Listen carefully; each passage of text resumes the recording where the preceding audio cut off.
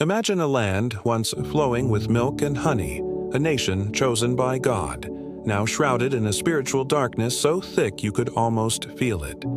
This was Israel during the reign of King Ahab, a time when the heart of a nation had turned cold. The throne was occupied by a king who, led by his Sidonian wife Jezebel, had turned his back on the God of his fathers. The sacred hills, once home to altars for Yahweh, were now desecrated with pillars and groves dedicated to Baal and Asherah. In every town and village the people bowed down to idols of wood and stone. The worship of Baal, the Canaanite god of fertility and rain, had become the state religion. It was a worship of excess, of frenzied rituals, and of empty promises. The moral compass of the nation was shattered. Justice was for sale, the poor were oppressed, and the innocent suffered. It was a society rotting from the inside out. The people, confused and spiritually adrift, followed their leaders into the abyss. They tried to serve two masters, limping between two different opinions. On one hand, they held on to the traditions of their ancestors, the stories of Abraham, Moses, and David. But on the other, they were seduced by the dazzling, earthly allure of Baal worship.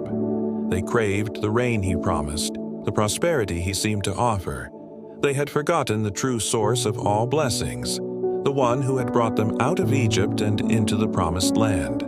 As the people turned away from God, the heavens themselves grew silent. A tangible sense of despair hung over the land. Picture this: the vibrant green pastures of Carmel, now scorched and brown. The once mighty Kishon River, reduced to a muddy trickle.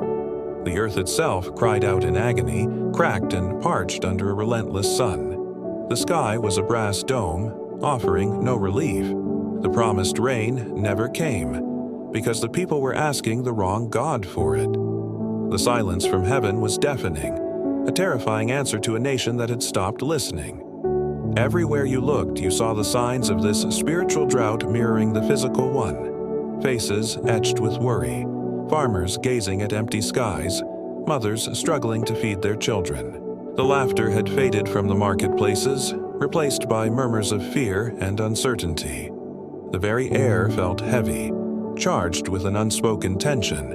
It was as if God had withdrawn his presence, leaving the people to the consequences of their choices, to the emptiness of their idols. The God who was supposed to bring rain and life brought only dust and death. In this suffocating darkness, with a corrupt monarchy and a straying populace, a critical question echoed in the silence. Where were the voices of truth? Where were the ones who remembered the covenant? In a nation on its knees before a false god, in a land gasping for life, who would be brave enough to stand for the true God? Who would dare to challenge a king and confront a nation with the truth they had so desperately tried to forget?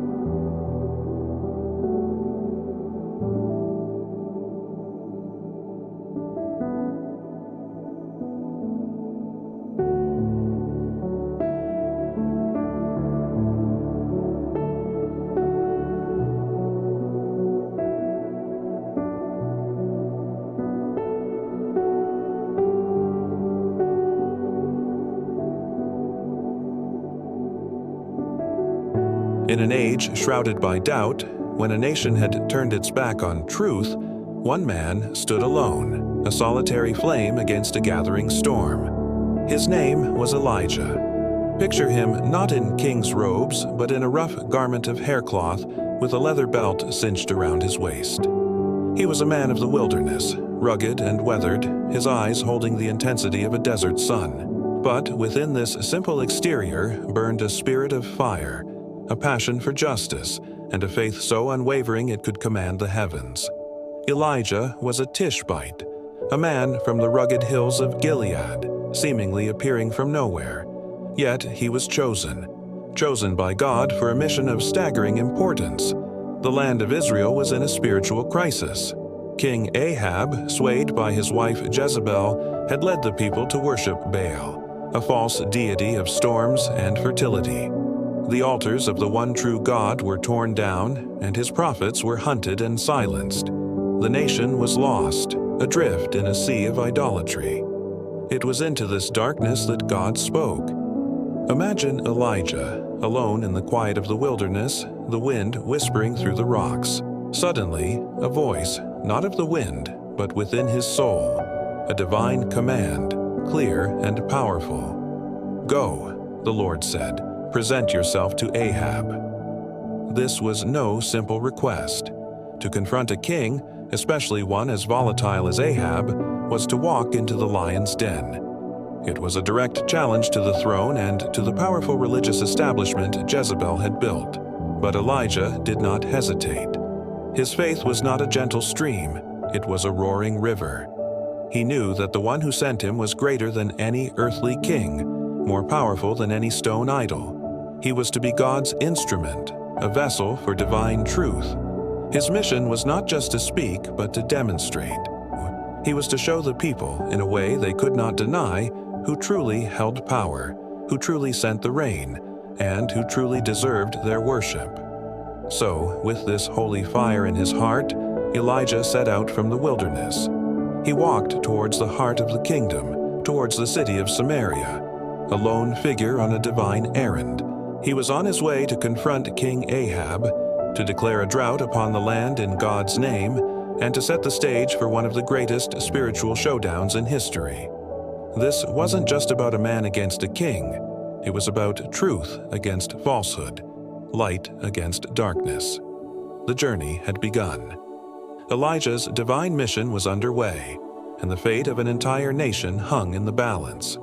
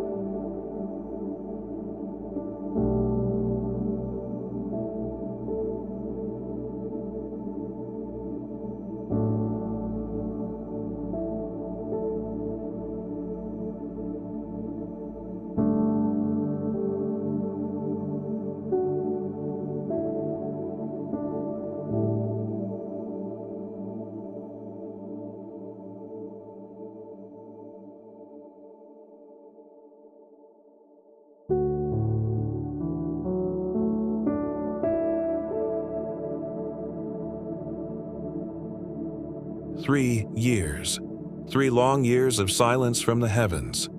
No rain, not a single drop.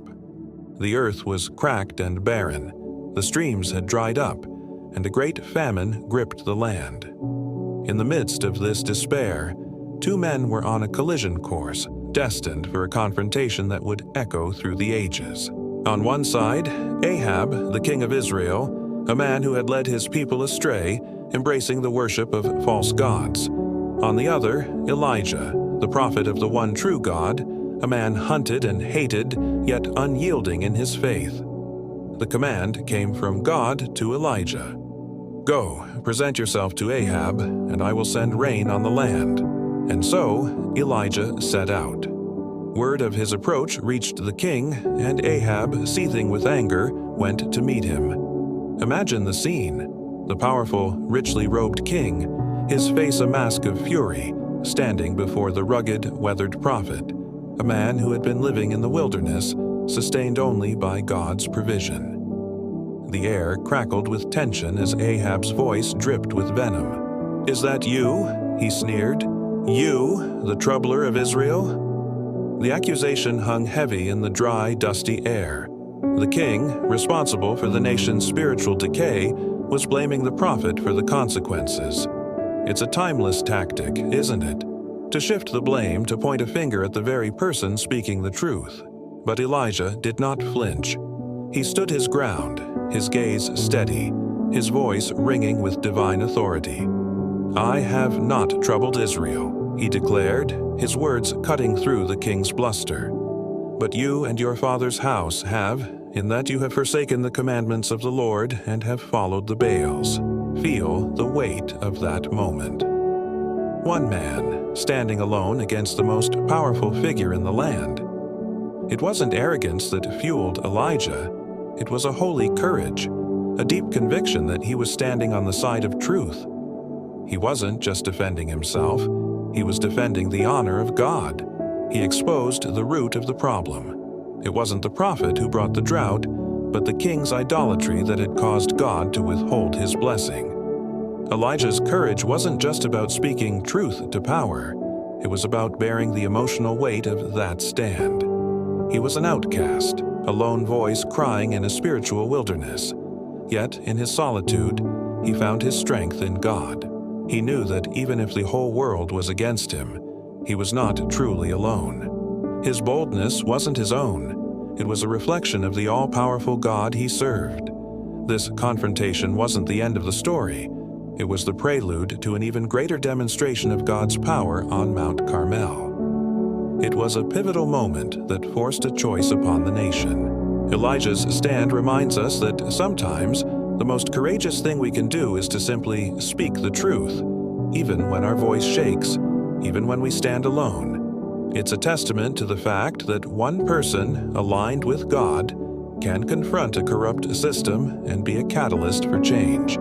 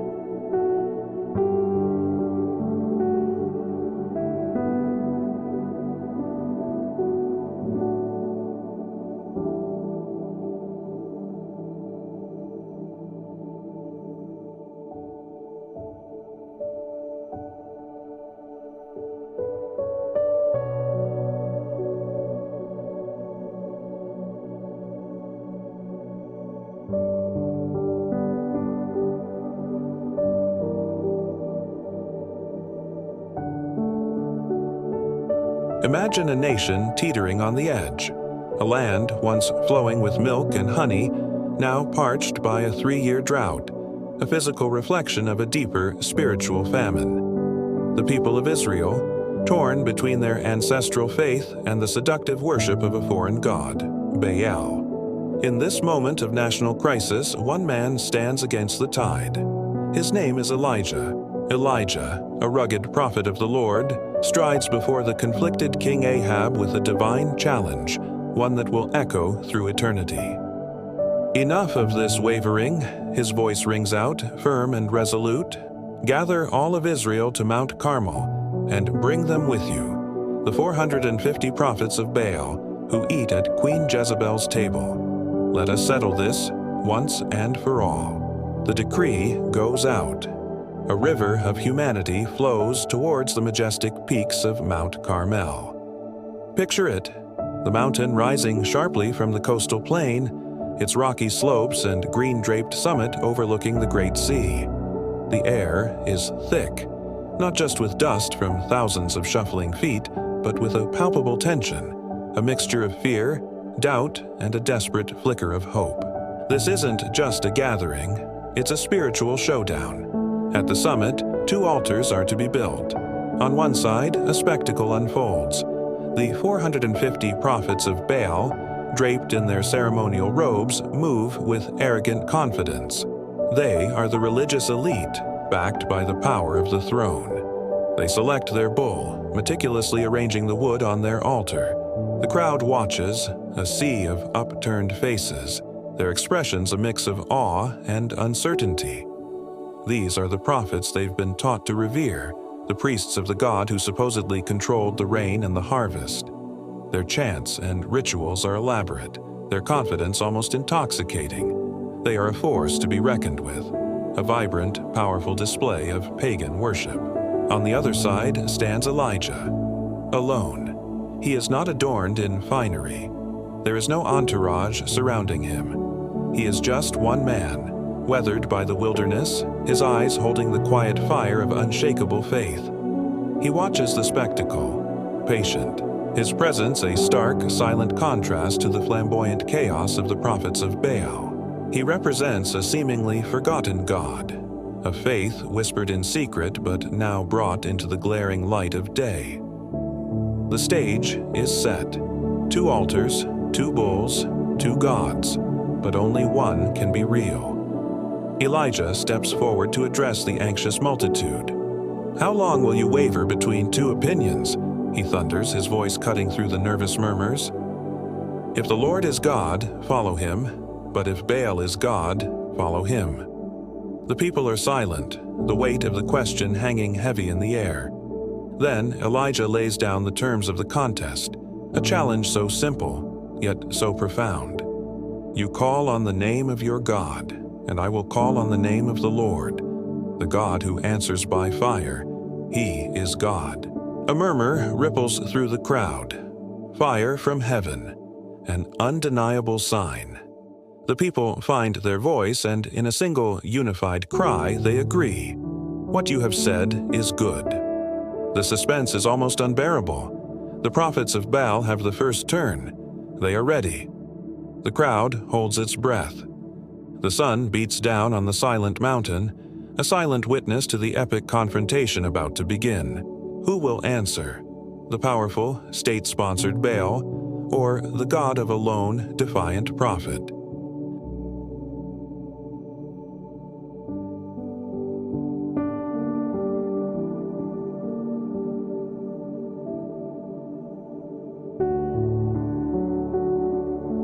The air on Mount Carmel crackles with tension. On one side, a lone figure, the prophet Elijah. On the other, a sea of 450 prophets of Baal, confident in their numbers and their God. 2 altars stand ready, each with a bull prepared for sacrifice, but no fire. The challenge has been laid down. The God who answers by fire, he is God. The prophets of Baal begin their ritual. As the morning sun climbs higher, their voices rise in a unified chant, a desperate plea to their deity. "O Baal, answer us," they cry. their words echoing across the silent mountain. They begin to dance, a rhythmic, almost frantic movement around their unlit altar. Their bodies sway, their feet stomp, their energy building into a frenzy. They are certain, absolutely certain, that their God will respond. Hours pass. The morning sun reaches its peak, beating down on the mountain. Yet the altar remains cold. The sky remains silent. Not a whisper, not a spark. The chanting grows louder, more desperate. The dance becomes wilder, a chaotic swirl of robes and flailing arms. Their initial confidence begins to crack, replaced by a growing unease. Why is Baal so quiet? Elijah watches, his expression unreadable. Then, with a voice laced with biting sarcasm, he breaks his silence. "Shout louder," he taunts them. Surely he is a god. Perhaps he is deep in thought, or maybe he's busy or traveling. The crowd murmurs, the irony sharp as a blade. The prophets of Baal, stung by the mockery, redouble their efforts. Elijah's next words cut even deeper. Perhaps he is sleeping and must be awakened. This simple suggestion sends a wave of panic through Baal's followers. Their shouts become frantic screams. Their dancing devolves into a desperate, chaotic frenzy. They are no longer performing a ritual. They are consumed by a primal fear. In their desperation, they grab knives and lances, gashing their own skin until blood flows freely, mingling with the dust and sweat. They believe their pain, their self-sacrifice, will finally get Baal's attention. The afternoon sun begins its slow descent towards the horizon, casting long, dramatic shadows across the mountain. The prophets are exhausted, their voices raw, their bodies bruised and bleeding. The air is thick with the smell of sweat and blood, but still, no fire, no voice, no sign. The contrast is staggering. The wild, bloody, screaming chaos on the ground, and the profound, unyielding silence from the heavens. Their God, the supposed Lord of fertility and storm, remains deaf to their cries.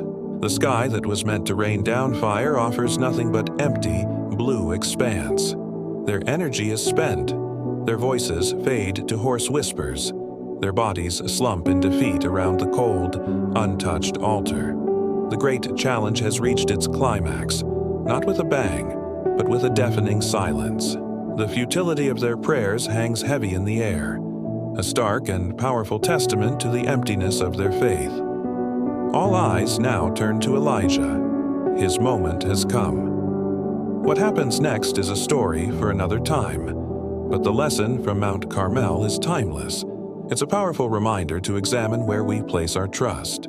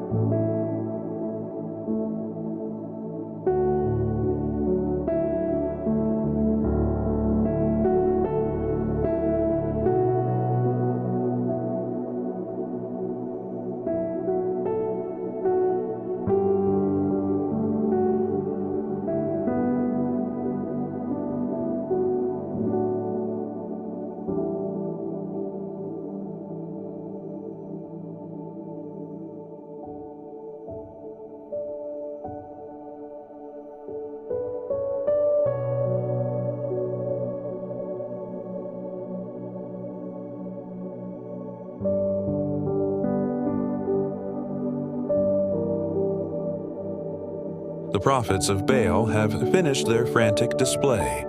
For hours they leaped and shouted, their cries echoing off the silent slopes of Mount Carmel. But no fire came, no answer. Now, a hush falls over the massive crowd. Thousands of eyes, once filled with frantic hope or cynical doubt, are now fixed on one man. It's Elijah's turn. He doesn't rush. He doesn't shout. With a quiet dignity that contrasts sharply with the chaos that came before, he walks to the broken-down altar of the Lord. It's been neglected. a symbol of Israel's forgotten covenant. Slowly, deliberately, Elijah begins to rebuild it. He gathers 12 stones, not just any stones, one for each of the tribes of Jacob, a powerful reminder to the divided nation that they are one people, chosen by one God. As he lays each stone, it feels like he's not just rebuilding an altar, he's rebuilding the very foundation of their identity. The sun beats down. The silence is thick with anticipation.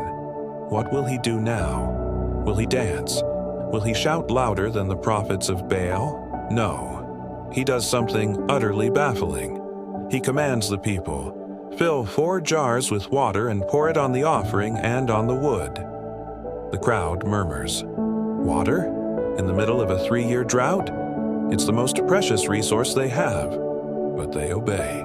They bring the water, and he has them pour it over the carefully arranged wood and the sacrifice. Then he says, "Do it a second time." And they do.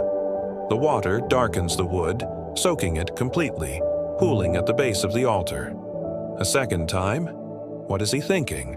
But he's not finished. "Do it a third time," he commands. Now the water overflows, filling the trench he had dug around the altar. It's a muddy, waterlogged mess. There is absolutely no way any fire could light this. It's an impossible situation. Elijah has intentionally made his task 1,000 times harder.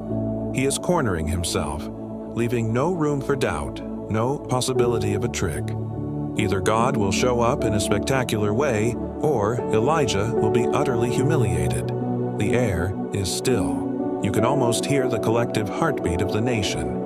All the noise, all the doubt, all the years of confusion have led to this single, silent moment. Elijah steps forward. He doesn't look at the crowd. He lifts his eyes to the cloudless sky. He doesn't scream or beg. He simply prays. His voice is clear and steady, a simple conversation with his God. "Lord, the God of Abraham, Isaac, and Israel," he begins, "let it be known today that you are God in Israel, and that I am your servant, and have done all these things at your command." It's a short, humble prayer. He's not asking for his own glory. He's asking for God's glory to be revealed.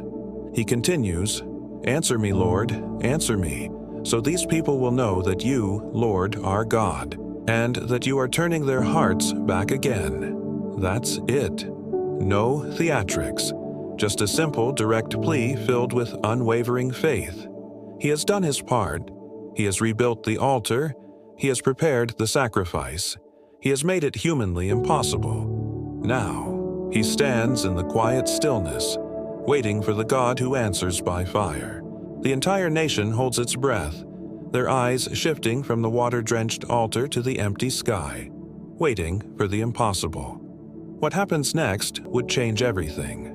If this story of simple, powerful faith has moved you, please consider subscribing to our channel.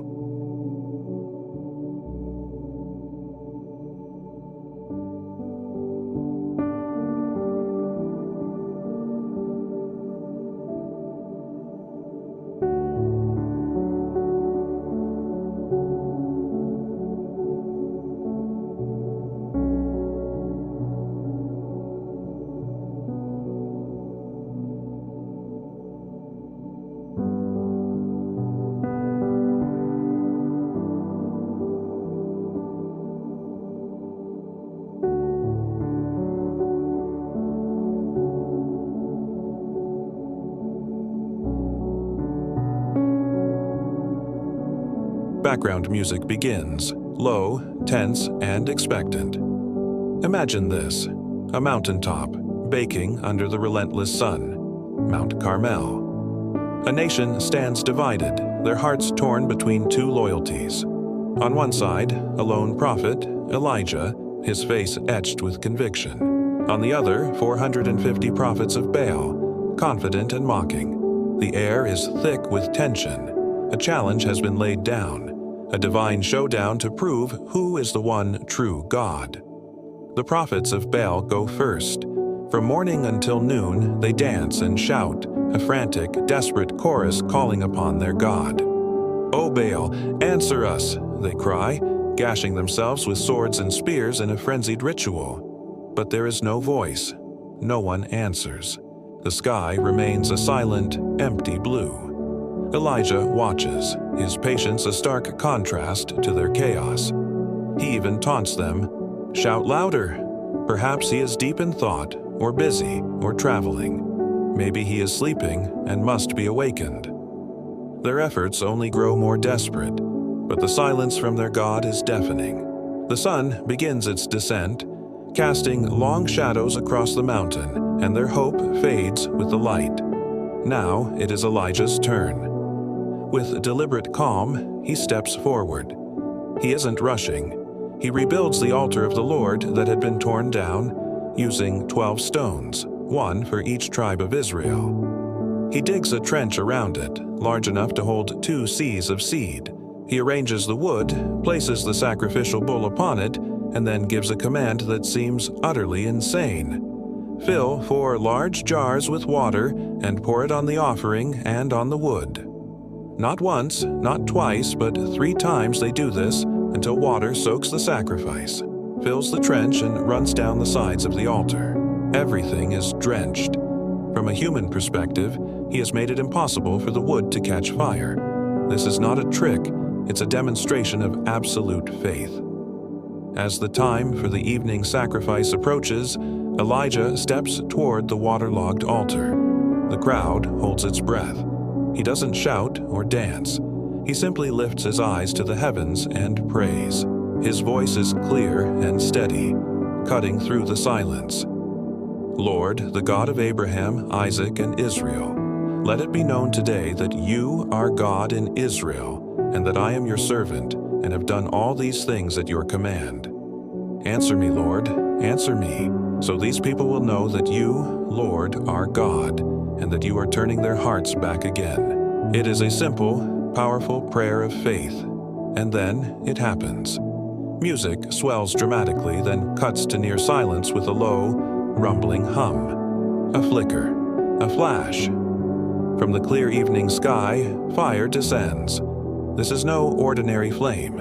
It is a column of divine, brilliant light, a torrent of pure energy from heaven itself.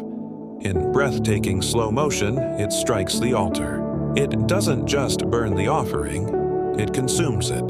The fire vaporizes the water-soaked wood in an instant.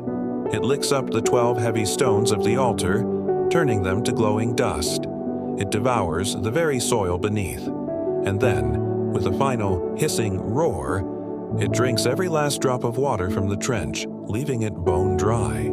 A moment of absolute silence, followed by a soft, awe-inspired musical undertone. For a moment, there is only stunned silence.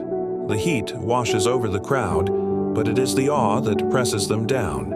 The impossible has happened before their very eyes. The spectacle of raw, untamable power leaves no room for doubt, no space for argument. The debate is over. Then, as one, a sound begins to ripple through the thousands gathered on the mountain. It starts as a whisper, a breath of realization, and then it erupts into a unified, thunderous roar. The people fall prostrate, their faces after the fire from heaven, after the undeniable display of God's power. The people fell on their faces, proclaiming, "The Lord, He is God. The Lord, He is God." The contest was over. Truth had triumphed.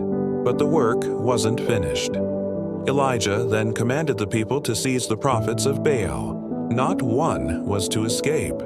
This decisive action wasn't just about punishment. It was about purging the land of the falsehood that had poisoned it for so long. It was a necessary, cleansing act to remove the source of the spiritual drought that had plagued Israel. Think about it. For truth to flourish, the lies that choke it must be uprooted.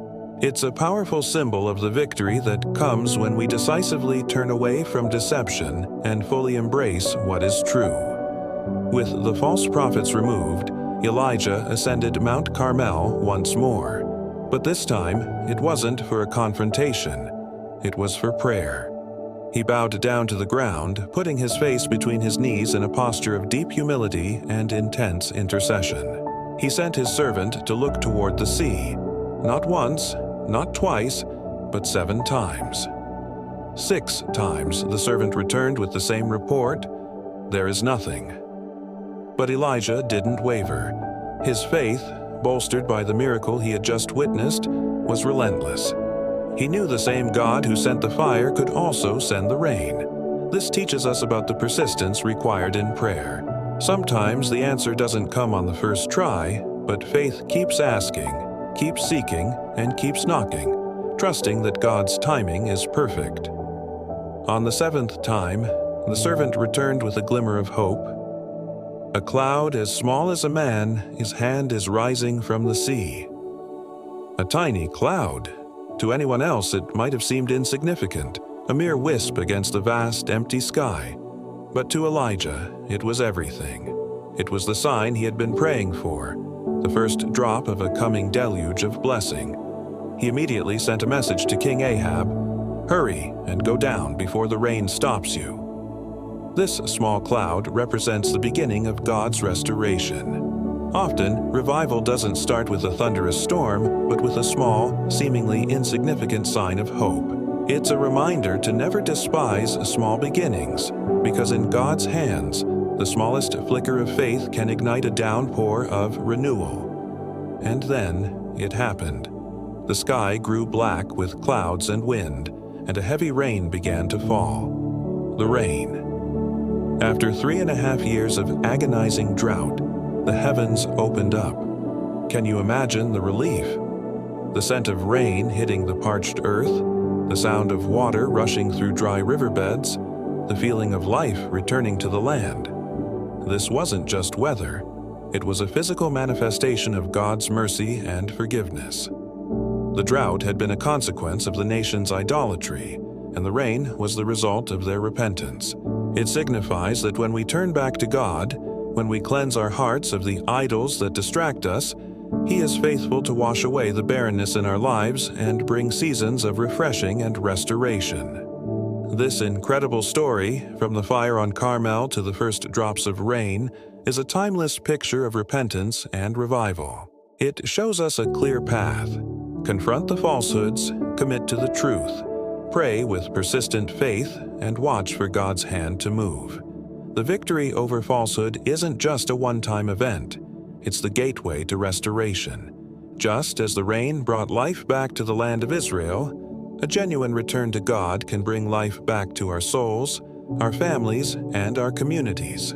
It's a powerful promise that no matter how dry or barren things may seem, God's mercy is like a coming storm, ready to pour down and make all. Have you ever felt completely drained after a huge success? Like you gave it your all, achieved something amazing, but instead of celebrating, you just felt empty and exhausted?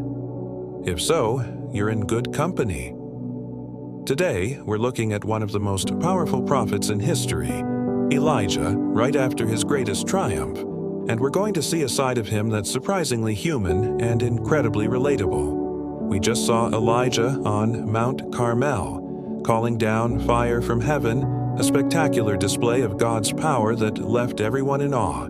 You'd think he'd be on top of the world, right? But the story takes a sharp turn. The news of this event reaches Queen Jezebel, and she is furious. She doesn't repent. She doubles down, sending a chilling message to Elijah. "By this time tomorrow you'll be as dead as the prophets you defeated." Imagine getting that threat. After everything he'd just been through, this one message sends Elijah running for his life. This mighty prophet who stood fearlessly before kings and false prophets is now filled with fear. He flees into the wilderness, far from everyone, and finds himself utterly alone. The spiritual high of Mount Carmel has evaporated, replaced by the crushing weight of exhaustion, fear, and profound loneliness. He travels a day's journey into the desert, finds a solitary broom tree, and just collapses. And here, in his darkest moment, he prays a prayer that might shock you. He says to God, "I have had enough, Lord. Take my life." This is the great prophet Elijah, asking to give up. He's burned out. He feels like a failure, convinced he's the only one left fighting for God, and it's all been for nothing. It's a raw, honest cry from a man who has reached his absolute limit. But this is where the story gets beautiful. Does God rebuke him for his lack of faith? Does he tell him to toughen up? No. God sees his exhausted servant, and his response is one of pure, tender care. As Elijah sleeps, an angel appears. The angel gently touches him and says, "Get up and eat."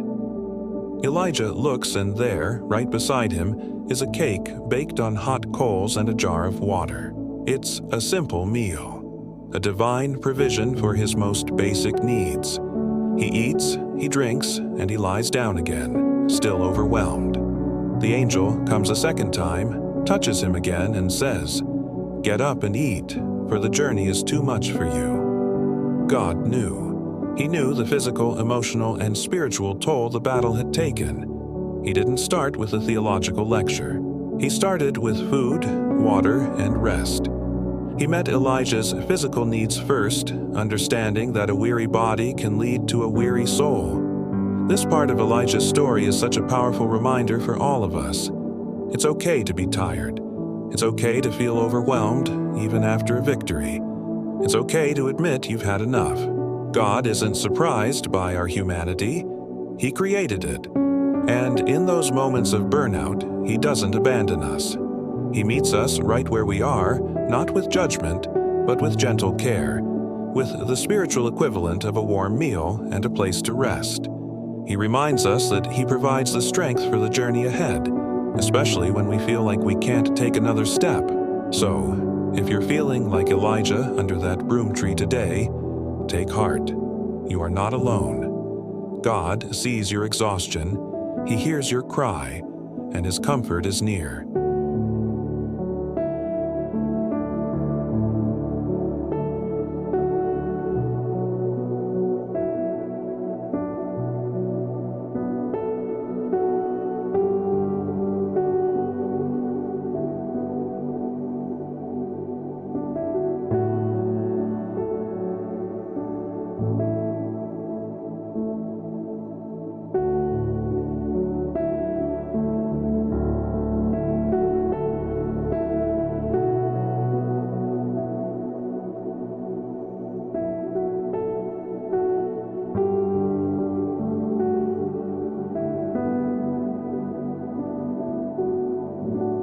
Have you ever felt like you're the only one left standing for what you believe in? Imagine this. You're on a mountain, surrounded by hundreds who not only disagree with you but actively worship what you know to be false. The pressure is immense. The stakes are sky high and everyone is watching, waiting for you to fail. This isn't just a scene from a movie. This was the reality for the prophet Elijah on Mount Carmel. It's a story that has echoed through millennia, a testament to what unwavering faith in the one true God can accomplish. So, what was the big deal? King Ahab and his wife Jezebel had led the nation of Israel astray. They turned their backs on God and embraced the worship of Baal, a false deity they believed controlled the rain and fertility of the land. It was a time of spiritual darkness, with a severe drought plaguing the kingdom as a consequence of their disobedience. But in the midst of this widespread apostasy, one man, Elijah, stood firm. He wasn't a king or a general. He was a prophet, a messenger, whose only authority came from the God he served. He was about to propose a challenge that would change everything. Elijah strode before the people and the 450 prophets of Baal with a bold proposition. How long will you waver between two opinions? If the Lord is God, follow Him. But if Baal is God, follow him. The silence from the crowd was deafening. So Elijah laid out the terms of the ultimate spiritual showdown. 2 bulls, 2 altars, no fire. The prophets of Baal would call on their God, and Elijah would call on the name of the Lord. The God who answered by fire, He is God. The challenge was accepted. It was a winner-take-all contest for the heart of a nation.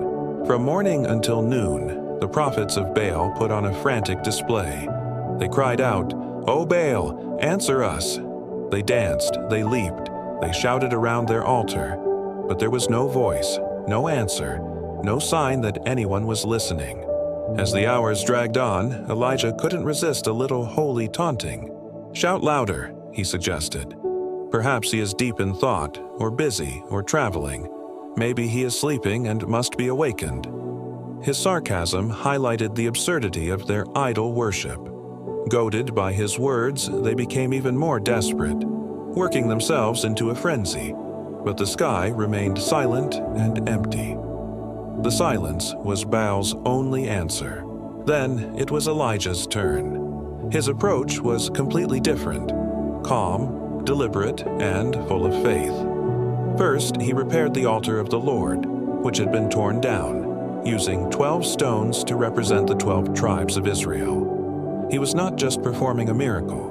He was symbolically restoring the covenant relationship between God and his people. Then he did something that seemed utterly counterintuitive, especially during a drought. He had the people douse the altar and the sacrifice with water, not once, not twice, but 3 times, until the trench around it was completely filled. There could be no doubt, no trickery.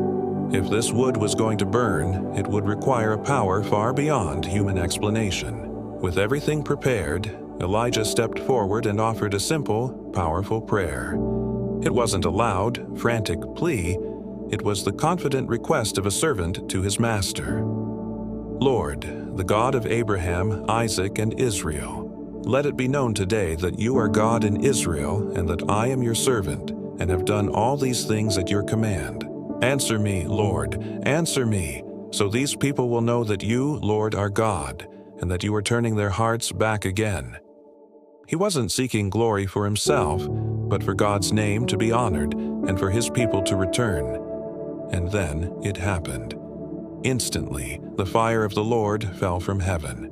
It consumed everything: the sacrifice, the wood, the stones, the soil, and even all the water in the trench. It was a swift, decisive, and overwhelming display of divine power. The people who had been silent and wavering just moments before fell on their faces in awe and repentance, crying out in unison, "The Lord, He is God! The Lord, He is God!" The contest was over.